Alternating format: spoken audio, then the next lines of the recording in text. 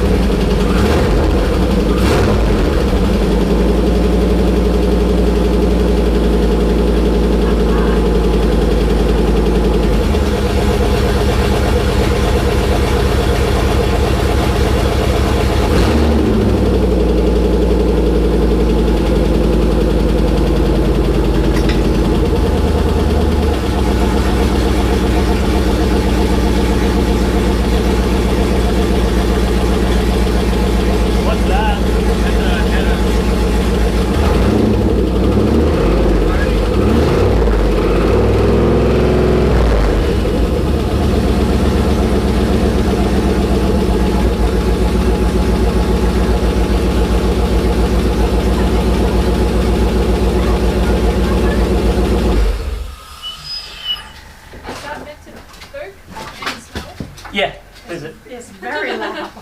Ooh, okay. What? Oh, just the wiring harness touching the actual exhaust headers. Alright, I'm gonna Go inside and close the door so that smells.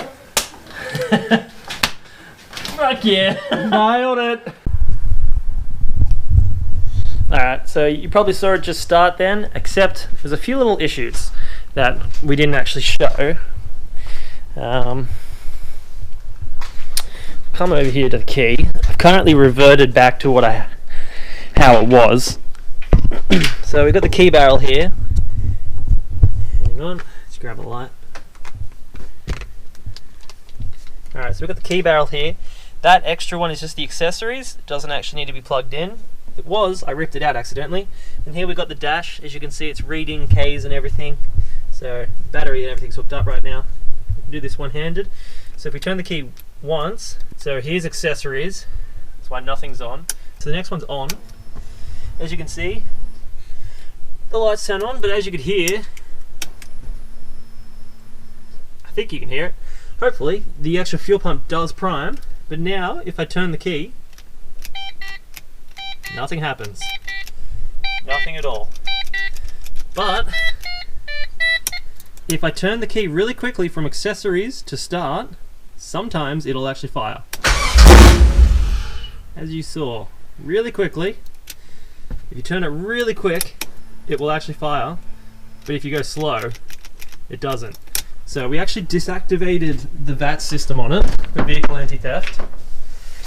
But from all the reading I've done, there's more to it than just deleting that. So here's the actual start relay. And the way I started testing it, took me like a whole day. So you've got the 4 pins here. So this one is, what is it? So this is going out to the starter motor. This one's coming in from the key.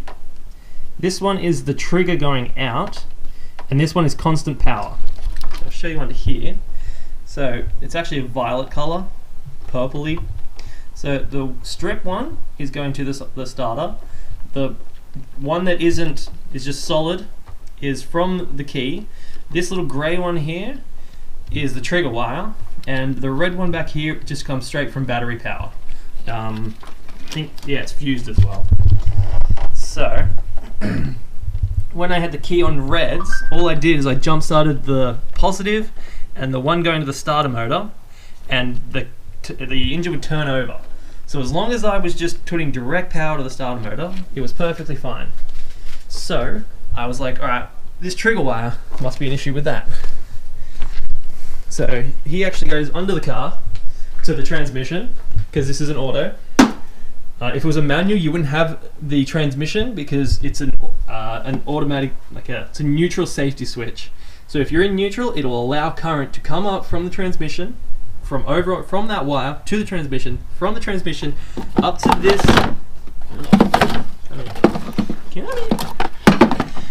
to this powertrain interface module, and then it also changes color at the transmission, so it goes from grey to this grey with a blue stripe, if you can see it. This one right on the corner here. And so I tested continuity between this and then over there at that fuse box, and it has continuity, which means it's in neutral. So we're perfectly fine there. So to here, we're okay. But as soon as it goes into this guy, that guy, it doesn't actually ground it, because that's all this thing will do.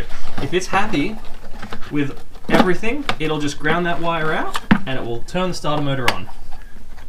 So what I did, and it was quite dodgy, I'll give it that. As you can probably see, right here is some welding wire. I took, well, I guess you don't have to take the back of this connector off. Let's see if I can do it. Just give me a moment. That might be in. Alright. All I did, oh god, losing stuff. All I did was I stuck that wire into the pin.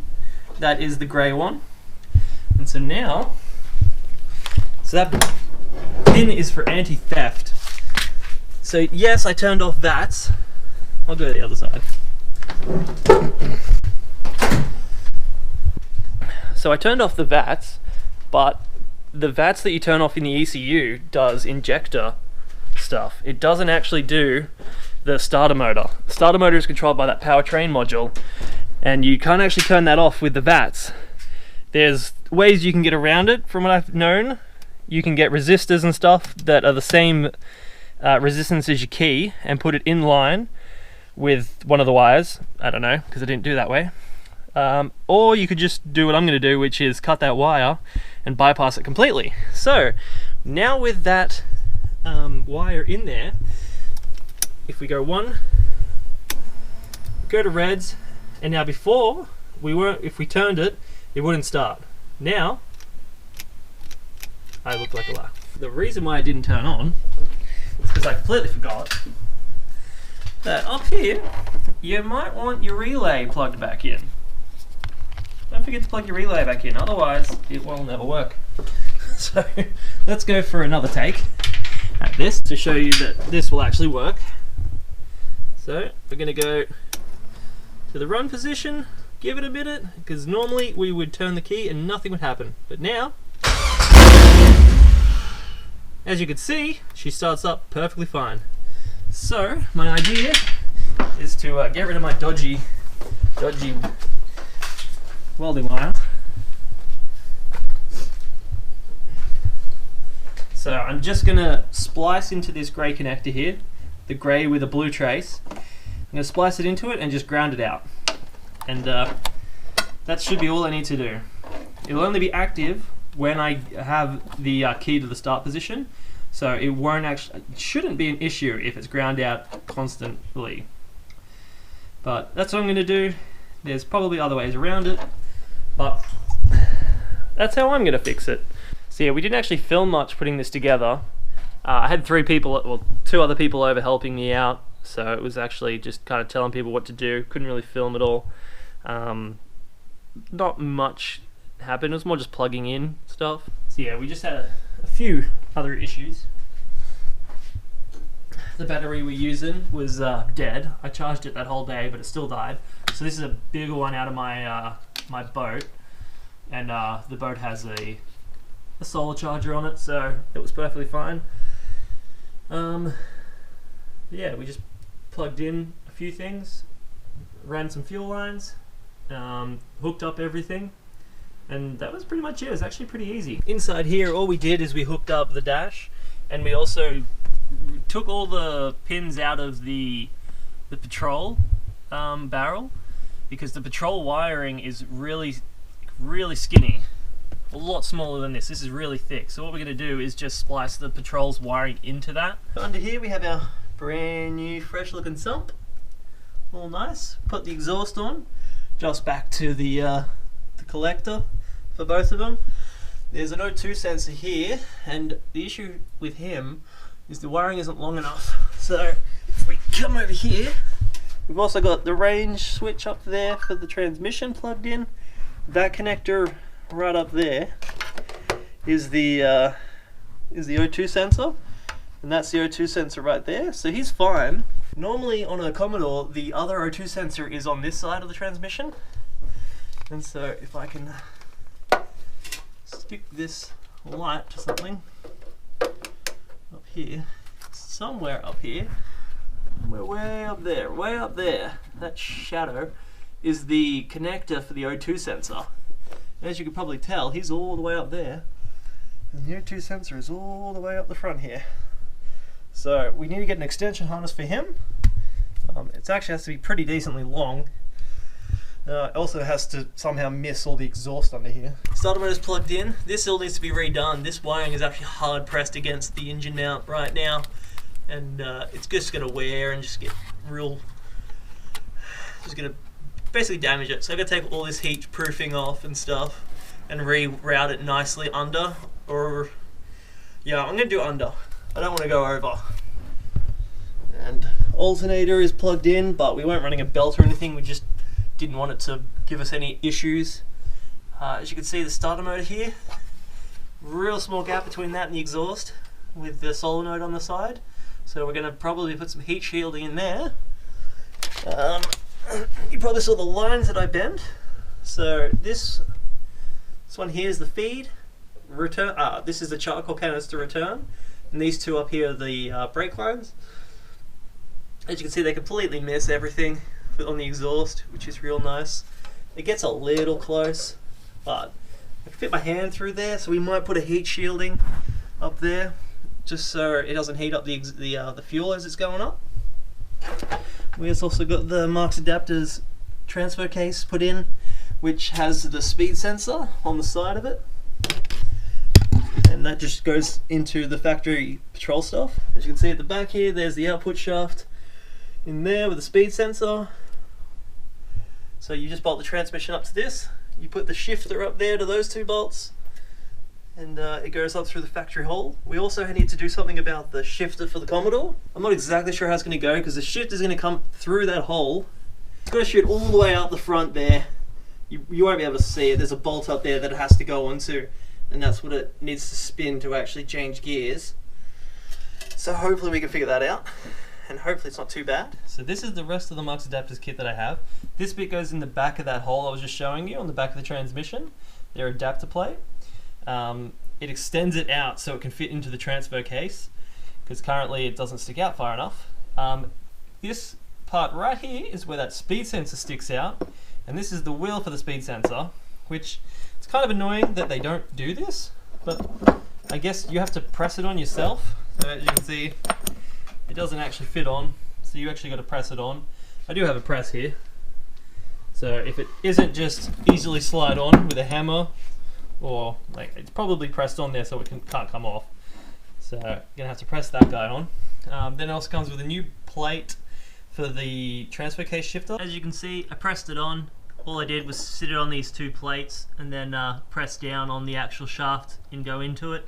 It wasn't too bad, just had to spin it a few times while I was going down, just so it didn't bind up a bit sideways. But no, went on not too bad. So that was test firing the LS. We didn't have too many issues. We just had the fuel pump, the negative and positive were around the wrong way. Fixed that pretty easily. The battery was dead, even though I charged it for a day, so might need to get a new one of them. What else? The theft protection system. That was a little bit of a pain, but we managed to get past it for the day, and then I figured out what it was, so that was alright. But that's going to do it for this episode, guys. If you enjoyed it, hit that like button and subscribe. Drop a comment down below if you have any questions. Until next time, see ya.